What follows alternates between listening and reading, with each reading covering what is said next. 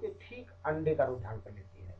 इसको तो पहले ये जान लो कि तीनों ब्रह्मांडों में 300 सूरज बन जाता हूँ, 300 मंडल बन जाता हूँ, तो इन दोनों के बीच में जो स्थिति बनती है वही आकाश गंगा रूप बन जाती है, जिसमें कि वो पूरा कंपेयर करके ज्यामिति बनाओगे तो समझ में आ जाएगा कि आकाश गंगाएं लगभग कितनी 12 प्रकार से हो जाएंगी आपस में वलयाकार स्थिति में।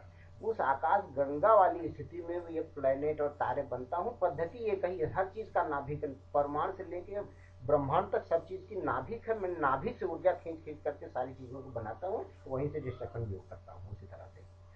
तो जब सूर्य के परिवेश में प्लेनेट को ला करके उसको बिल्कुल अंडावत स्थिति में बना देता हूँ, अंडा यानी कि एक पपड़ी का रूप बन जाता है, उसके बाद मलबे का रूप बन जाता है, उसके बाद जर्दी का रूप बन जाता है। जर्दी का वो रूप है जिसे पृथ्वी में तुम आज भी कहते हो कि पृथ्वी का जो बीच का अंदरूनी हिस्सा है वो अभी भी आग के दहकते हुए गोले के समान है।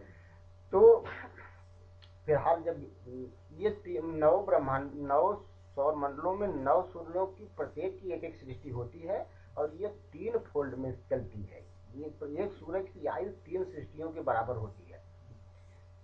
तो जब मैं उस प्लेनेट को पृथ्वी सूरज के परिवेश में ला देता हूँ तो अंडे के रूप में बन जाती है। तो वो गर्मी और ठंडी के कारण सिकुड़न और संकुचन और फैलाव की वजह से फट जाती है बीच में। जैसा कि तुम जानते हो कि एक समय ये पृथ्वी के सारे पिंड एक ही में छूटे हुए, जितने महाद्वीप हैं सब एक ही थे, तो ये फट जाती है। तो फटने पर जो ये अंडे में मलबे टाइप की स्थिति है उसी तरह से सेम रहता है। तो जैसे तुम दही में सूक्ष्मदर्शी यंत्र से देखते हो तो देखते हो कि केचुए की तरह लंबे लंबे बैक्टीरिया होते हैं, ठीक उसी प्रकार से पृथ्वी के मलबे में वो स्थिति उत्पन्न हो जाती है। वो जब विकास करती है क्योंकि विभिन्न प्रकार की गैसें जब बनना या तमाम प्रकार ऑक्सीजन बनना या बरसात होना, बादल बनना, या सारा क्रम धीरे धीरे धीरे धीरे चलना शुरू हो जाता है।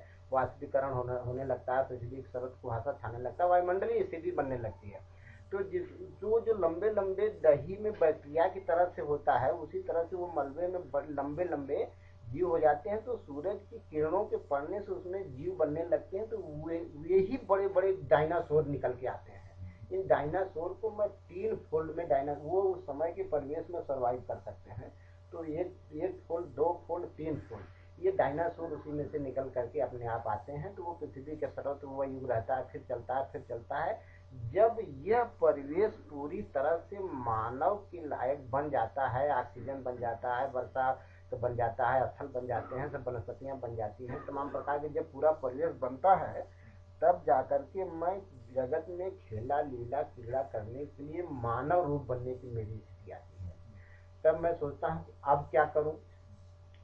तब समझ में आता है कि अच्छा मानव मुझे बनना है तो मेरा सूत्र तो वही है, 0 इकाई, इसके अतिरिक्त कोई संख्या नहीं। एक 0 का शून्यवत रूप है, इकाई का एक यूनिट रूप है, अखिलांड रूप संख्यात विहीनता की शून्यता है। फिर जैसे ही ब्रह्मांड बनता हूँ उसी समय सब संख्या, भाव, द्रव्य, ज्ञान, विज्ञान सब चीज का उद्भव उसी जगह से हो जाता, काल भी उसी जगह, क्योंकि मैं अकाल हूँ, मैं अजन्मा हूँ।